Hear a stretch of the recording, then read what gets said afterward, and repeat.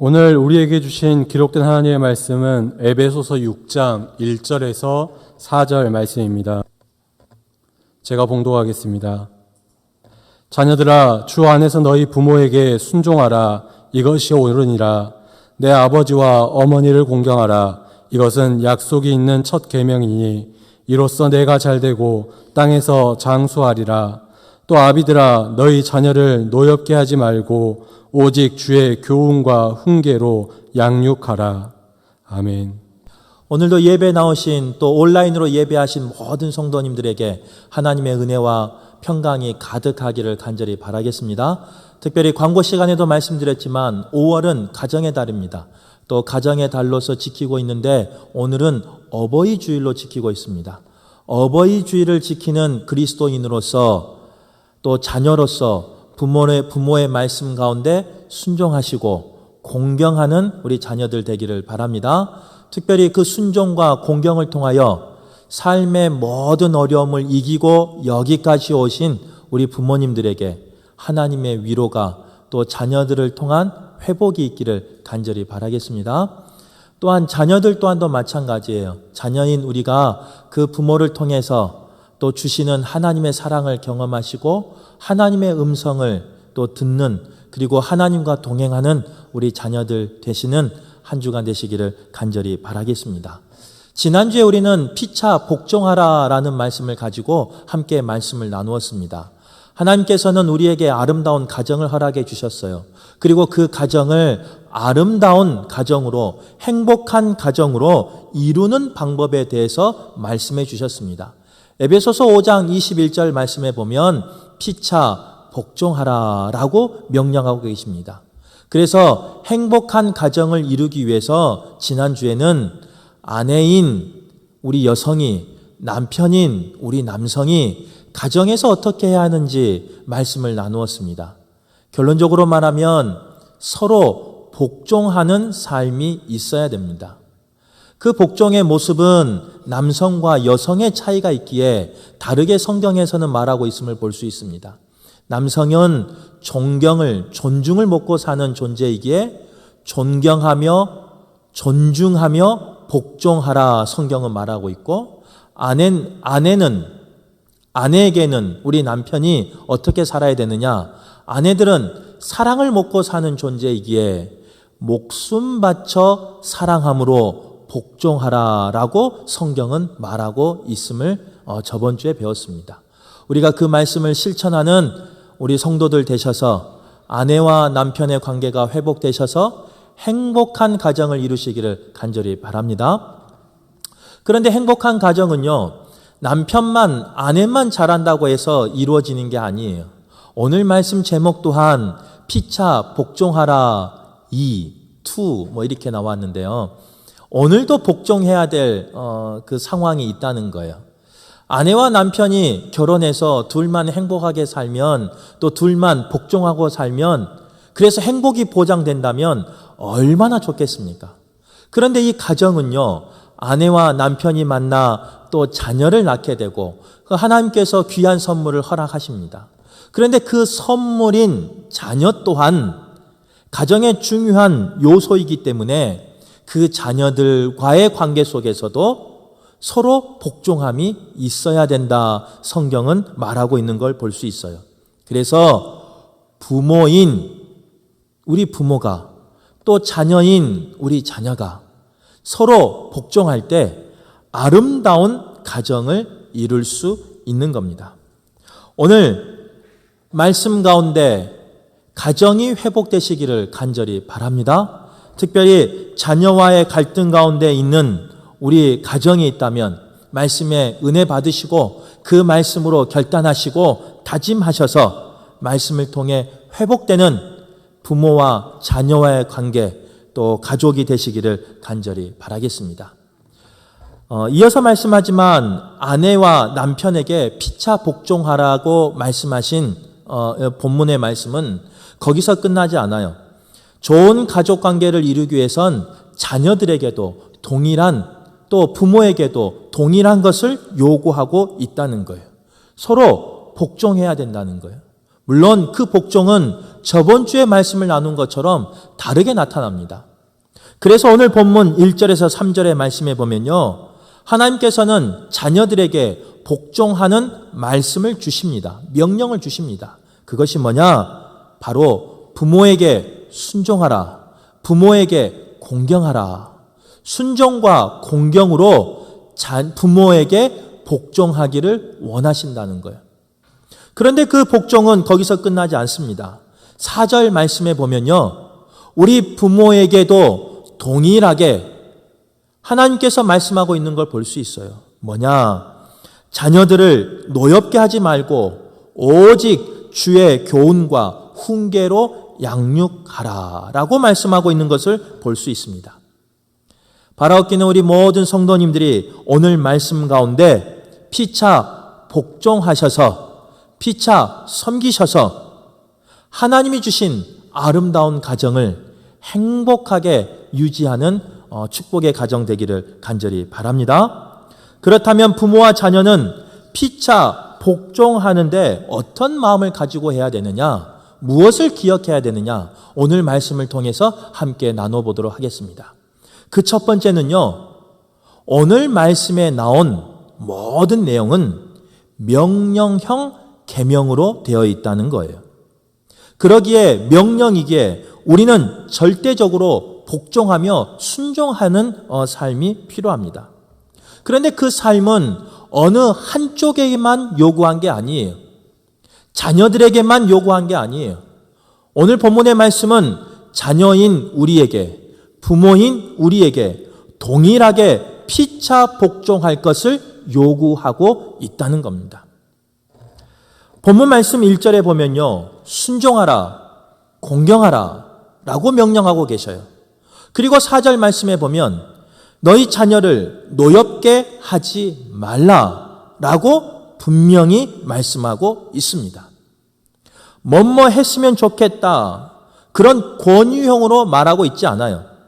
순종했으면 좋겠다, 공경했으면 좋겠다, 자녀를 노엽지 않게 했으면 좋겠다 하는 식으로 우리에게 권유하고 있지 않습니다. 또 뭐뭐 해줄 수 있니?처럼 우리에게 동의를 구하지 않습니다. 여러분, 순종할 수 있습니까? 순종할 수 있니? 또 공경할 수 있니? 자녀를 노엽게 하지 않을 수 있어요? 라는 것처럼 우리에게 동의를 구하는 명령이 아니에요. 또한 뭐뭐 해야 합니다처럼 선포하는 내용도 아닙니다. 여러분, 순종해야 합니다. 여러분, 부모를 공경해야 합니다. 여러분, 자녀들을 노엽게 하지 말아야 합니다 라는 것처럼 선포하지 않아요. 오늘 본문의 말씀은 분명히 우리에게 뭐라고 말하느냐? 하라, 하라 라는 명령으로 말하고 있다는 거예요. 그래서 성경적인 삶의 자녀의 모습은 부모를 공경하는 겁니다. 부모에게 순종하는 겁니다. 성경적인 부모의 모습은 하나님 말씀이기에 자녀들을 노엽지 않게 하는 부모가 바로 성경적인 부모입니다. 꼭 지켜야 할 명령이기에 하나님께서는 분명히 우리에게 하라라고 말씀하고 계신다는 거예요. 여기 계신 모든 분들이 하나님이 주신 명령의 계명임을 기억하시고 자녀를 양육할 때, 부모를 모실 때 그 명령을 준행하여서 행복한 가정 이루시기를 간절히 바라겠습니다. 두 번째로는요, 우리가 기억해야 할 건 뭐냐? 이 계명은 무조건형 계명이라는 거예요. 어떤 조건이 주어지는 계명이 아니라는 거예요. 조건 없이 주어지는 우리가 꼭 따라야 할, 우리가 꼭 지켜야 할 계명이라는 거예요. 우리 부모님들은 자신의 모든 것을 희생해서 자녀들을 키웠습니다. 자녀들에게 모든 것을 주며 사랑하며 조건 없이 사랑하였습니다. 그 사랑이 바로 우리가 잘 아는 아가페 사랑이라 그래요.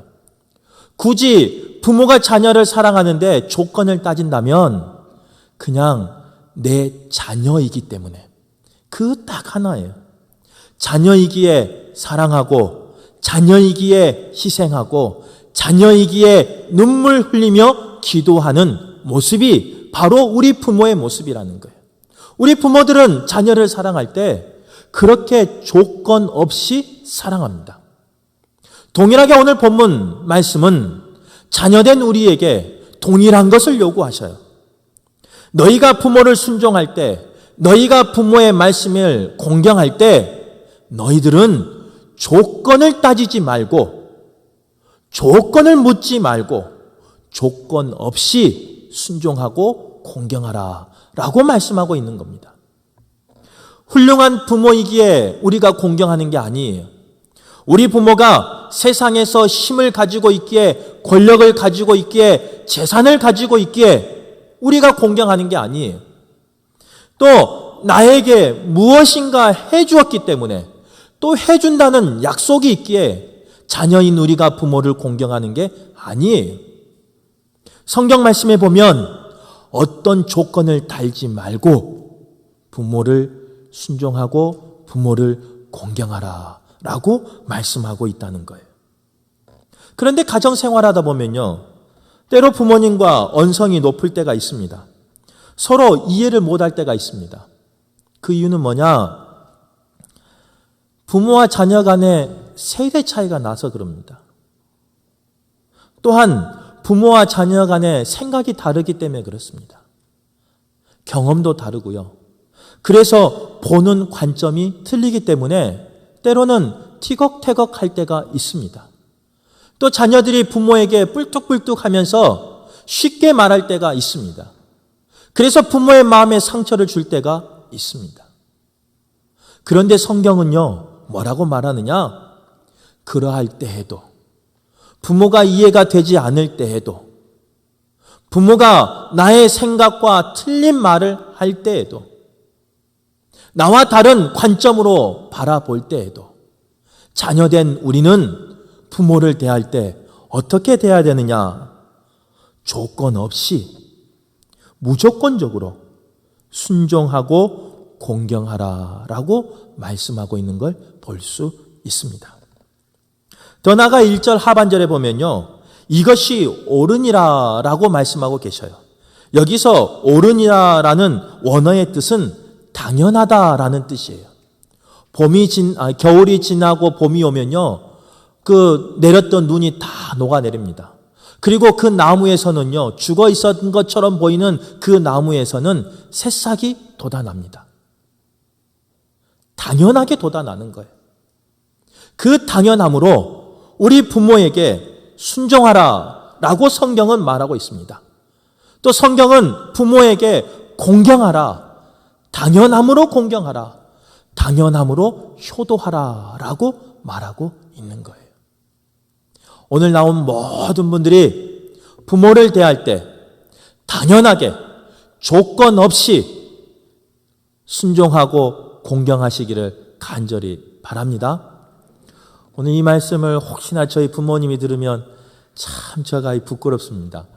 목사인 제가 그 말씀을 전할 때 담대하게 자신 있게 전해야 되는데, 목소리는 자신이 있는데 이 말씀을 전하는데 부끄러움이 있어요.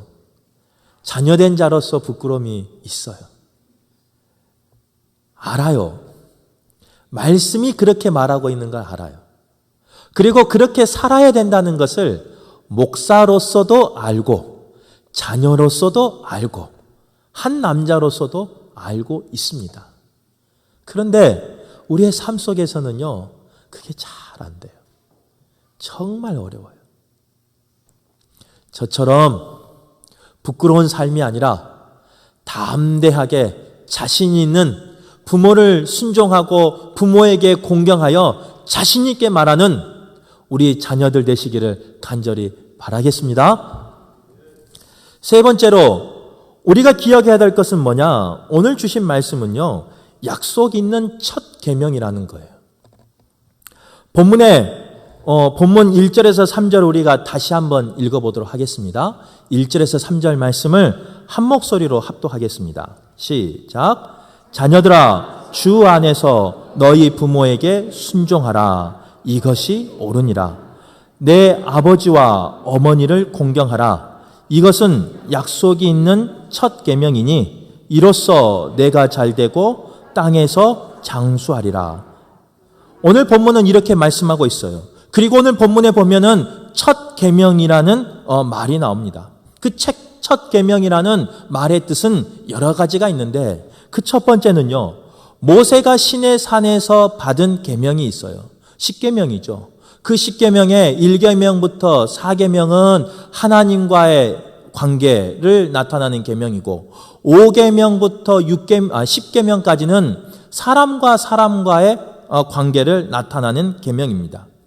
그런데 그 사람과 사람과의 관계를 나타내는 그 첫 계명이 5계명인데 그 첫 계명이 무엇이냐? 부모를 공경하라 라는 계명이에요. 그러기에 첫 계명이라는 거예요. 그리고 약속 있는 첫 계명이라는 뜻은 무엇이냐? 우리가 10계명을 잘 읽어보면요, 10가지의 계명이 나옵니다. 그런데 특이한 점은 그 10가지의 계명 가운데 9가지는 뭐뭐 하지 말라라고 기록되어 있어요. 제가 한번 봐드릴게요. 제1계명은 너는 나 외에 다른 신들을 내게 두지 말라. 2계명은 우상을 새기지 말고 어떤 형상도 만들지 말며 그것들에게 절하지 말며 그것들을 섬기지 말라. 그리고 제3계명은 여호와의 이름을 망명되게 부르지 말라. 제4계명은 안식일을 기억하여 거룩하게 지키라라고 말씀하시면서 그 작은 글씨로 뭐라고 나오냐면 그러기에 안식일에 아무 일도 하지 말라. 4계명까지 다 말라요. 5계명을 넘어서 6계명 보면요, 살인하지 말라, 간음하지 말라, 도둑질하지 말라, 거짓 증거하지 말라, 내 이웃의 집을 탐하지 말라. 우리가 알고 있는 10계명 가운데 9개는 뭐뭐 하지 말라라고 기록되어 있어요. 그리고 그 작은 글씨를 읽어보면요, 성경 본문을 읽어보면 하지 말아야 할 것을 했을 때 하나님과의 관계가 깨어져 버리고 때로는 벌이나 저주를 받을 수 있다라고 분명히 성경은 기록하고 있습니다. 그런데 오늘 우리가 읽은 약속 있는 첫 계명은 뭐라고 말씀하느냐? 내 부모를 공경하라. 그리고 약속 있는 첫 계명을 주는데 뭐라고 주시냐면요, 공경하면 너희에게 내가 잘되고 장수하리라. 축복의 복을 주신다는 거예요. 그래서 약속 있는 첫 계명이라고 이렇게 이야기하고 있습니다. 또 첫 계명인 이유는 우리가 첫 것은 항상 소중히 여깁니다. 그래서 이 계명은 아주 중요하다, 아주 소중하다라는 그런 하나님의 의지가 담겨 있는 계명이에요.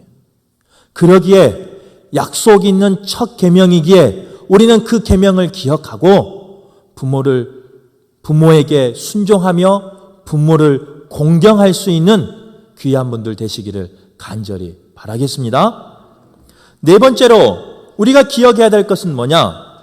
이 계명을 자녀에게만 주시지 않았어요. 행복한 가정을 이루기 위해서 자녀들에게만 요구하는 계명이 아니에요.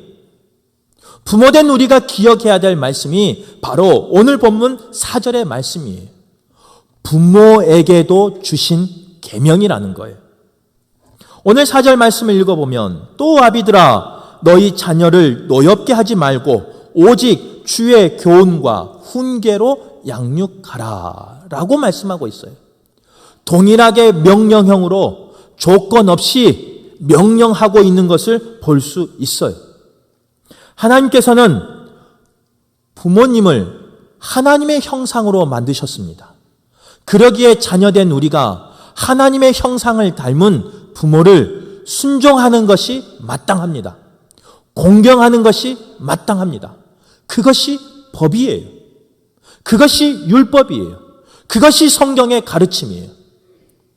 그런데 동일하게 우리 부모에게 말씀한 건 뭐냐? 너희 사랑하는 자녀도 하나님의 형상을 따라 빚으신, 만드신 작품이라는 거예요.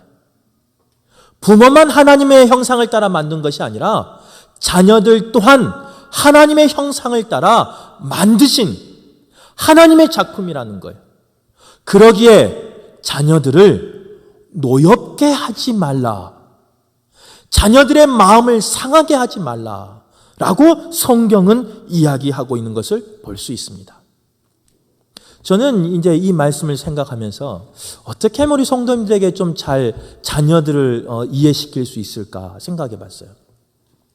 예전에 초등학교 때 저희 집에 전화기가 초등학교 2학년 때 처음 생겼습니다.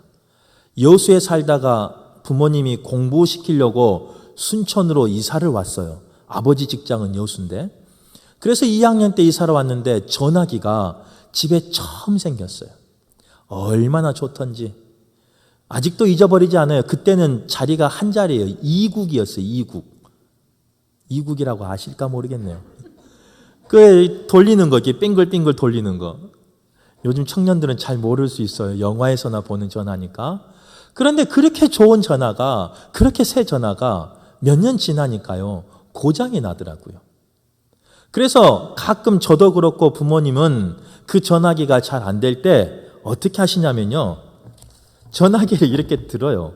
그리고 땅에다가 콩콩콩 쳐요. 그러면 신기하게 그 전화가요, 잘 돼요. 잡음도 없어지고 전화도 잘 되고. 그런데 세대가 변해버렸습니다. 요즘은 전화기가 거의 사라졌어요. 그리고 각자 가지고 있는 핸드폰이 생겼어요.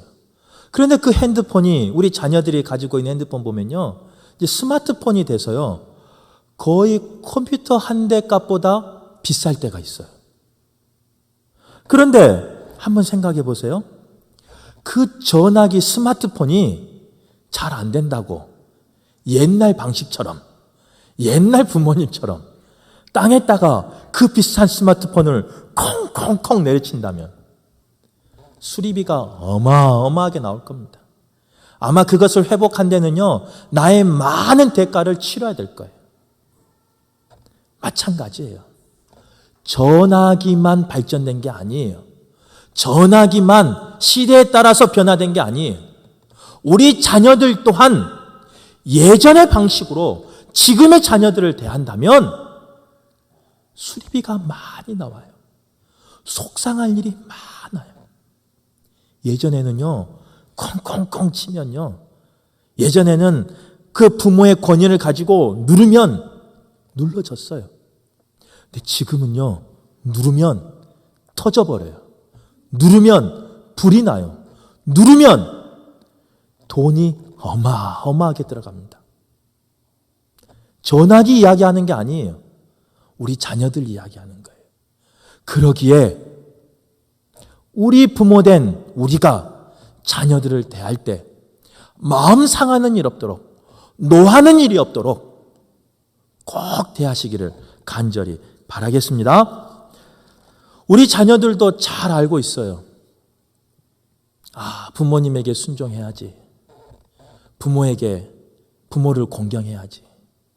그런데 이 머리는 알고 있는데요, 이것이 조금 내려오면서 내 행동으로, 몸으로 나올 때는 때로는 순종이나 공경보다는 분노하면서 화를 내는 모습이 나올 때가 있어요. 또 싫어하는 모습과 동시에 증오하는 모습이 표출될 때가 있어요. 그것은 왜 그러느냐? 자녀들이 받은 상처 때문에 그렇습니다. 우리 부모들은 예전의 교육 방법이나 예전의 자신의 생활 방식으로 자녀들을 대해요. 그런데 그 방식 때문에 자녀들은 알게 모르게 마음의 상처를 받는다는 거예요. 그 상처가 치유되지 않기 때문에, 그 상처가 회복되지 않았기 때문에 알고는 있어요. 순종해야 된다는 것, 공경해야 된다는 것. 그런데 표현은 다른 것으로 나올 때가 있어요.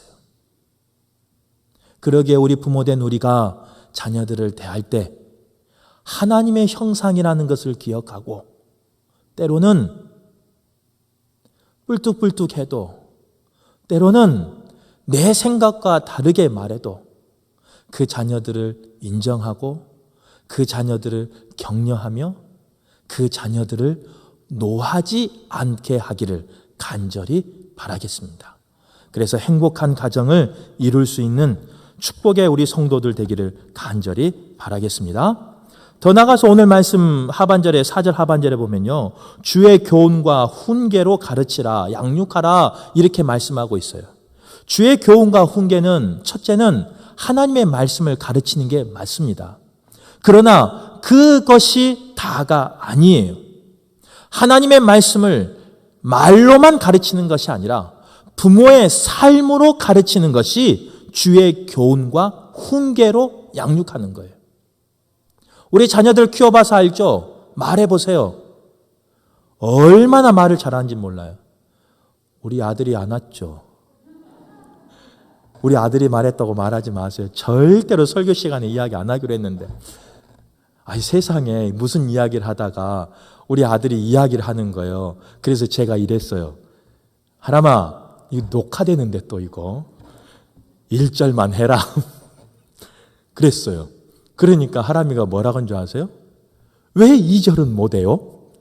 그러면서 아빠, 애국가가 몇 절까지 있는 줄 아세요? 4절까지 있어요. 저는 그래도 목사 아들이니까 2절만 할게요. 세상에 이러는 거예요. 참 요즘 애들이 영특해요. 우리 집만 그럽니까? 그래서요. 이제는 말로는 안 되겠다. 그런 생각을 했어요. 그러면 우리 자녀들을 어떻게 양육할까? 그날 그 이야기를 듣고요. 이젠 말로도 안 되고 조금 있으면 힘도 밀릴 것 같고 어떻게 하면 될까? 어떻게 하면 될까? 생각하다가 말씀 준비하는데요. 바로 그거예요. 주의 교훈과 훈계로 양육하는 거예요.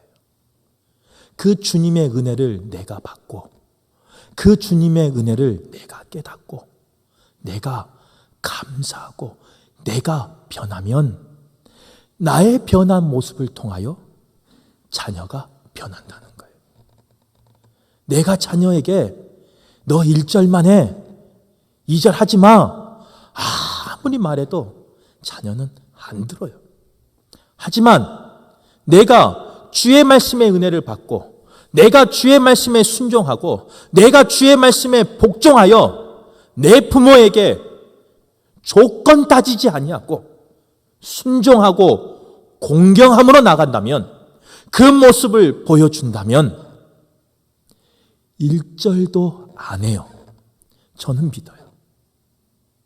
우리의 가정이 그런 복된 가정 되기를 간절히 바라겠습니다. 우리 부모가 그렇게 변화되어서 자녀들에게 본의 삶을 살 수 있는 그런 가정 되시기를 간절히 바라겠습니다.